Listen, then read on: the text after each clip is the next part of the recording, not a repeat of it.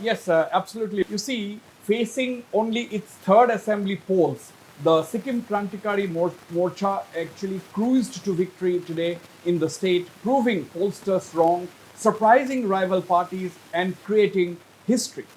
That there was a clear pro-incumbency wave in Sikkim was something most people missed, particularly the Pawan Chamling-led Sikkim Democratic Front, most of whose leaders had said almost triumphantly that the party was surely going to snatch victory from SKM.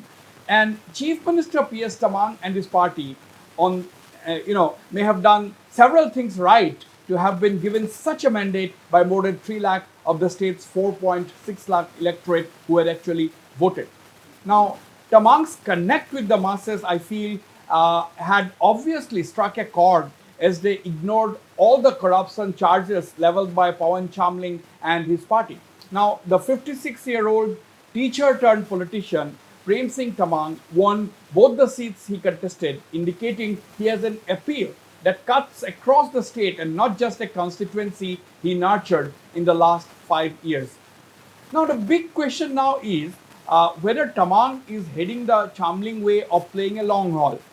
Another question that arises is that of the future, of several political actors, political leaders, particularly that of SDF patriarch Pawan Chamling himself, the Hamro Sikkim party founder and currently SDF leader Baichung Bhutia, that is the iconic footballer, and of course the leader of the nascent Citizen Action Party, Ganesh Rai.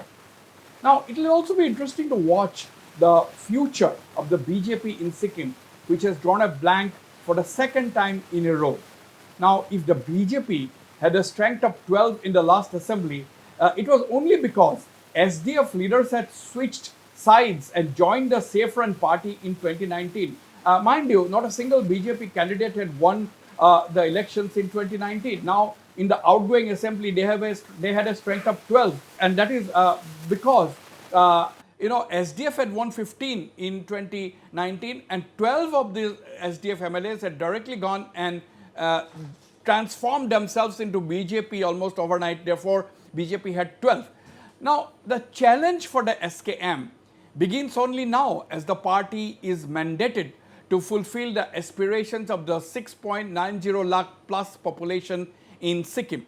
Now, this is what I feel. Basically, the takeaway from the Sikkim verdict is that there was a clear-cut pro-incumbency wave which most people, whether it is pollsters, whether it is political pundits, whether it is rival political parties or leaders, they have missed that there was a pro-incumbency wave in the state. Now, we have been doing shows, especially on these elections, exit polls last night, where we had SDF leaders. Even this morning, we had an SDF spokesperson on the program, and they said that they're definitely going to snatch victory from the SKM. How wrong they were. Now, the results proved that they had absolutely no clue as to the mood of the people, as to the undercurrent which was in favor of the SKM on the ground. So, this is takeaway number one. The second point is that yes, SKM has won the election back to back 2 times in a row. There has been no looking back for the SKM ever since the party was formed in 2013. In the elections in 2014 itself, the first election, the SKM won 10 seats. They could have just, gone a few seats and they could have grabbed power even on the first attempt. That was in 2014, but that did not happen. It was a nascent political party on that occasion at that time. And later on in 2019, the SKM actually won. There was a close contest. The SKM won 17 seats in 2019, followed by the SDF, which was the ruling party, with 15.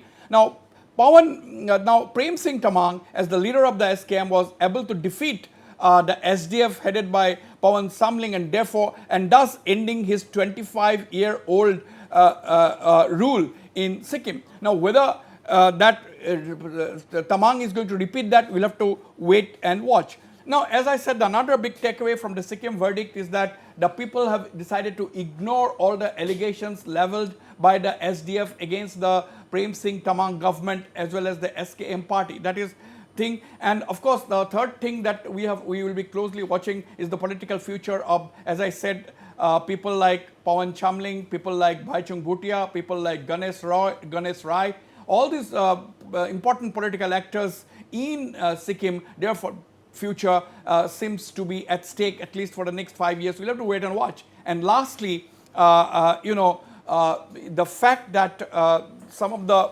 BJP leaders, the BJP, which has contested 31 seats, that means they have contested almost all the seats in Sikkim, they have drawn a blank. And what is the future of the BJP in the state? That is also left to be seen until something dramatic happens again. If you take a quick look at Arunachal Pradesh, we have the figures right in front of us. BJP is 46, NPP 5, Congress 1, others 8. So that is the figures we have. As we know, that's a 60-member assembly. Now BJP had a head start, winning 10 seats unopposed. Therefore, they had already got a head start, as we have been saying. Now they have, apart from that, they have already got 36 they are leading, out of which in 44 seats they have actually won the elections. Now they have got an absolute majority. Now NPP, which is a part of the NDA, but they have contested the election separately as far as Arunachal is concerned. They contested only 19 seats. They have only 20 seats and they have got 5, which is not a bad tally as far as the NPP is concerned. The Congress has been decimated once again in Arunachal Pradesh. That is also a big takeaway. And the others 8, which we are seeing on the screen, comprises MLAs from the People's Party of Arunachal, MLAs from the NCP, and of course could be from the Arunachal Democratic Party and so on. Arunachal Democratic Party, I don't think they have won any seat, but it could be largely comprising of PPA and NCP. So that is also an interesting. At the end of the day, my final comment is that it is the BJP, and it has been a super Sunday for the BJP as far as Arunachal is concerned, and for the NDA partner SKM as far as Sikkim is concerned.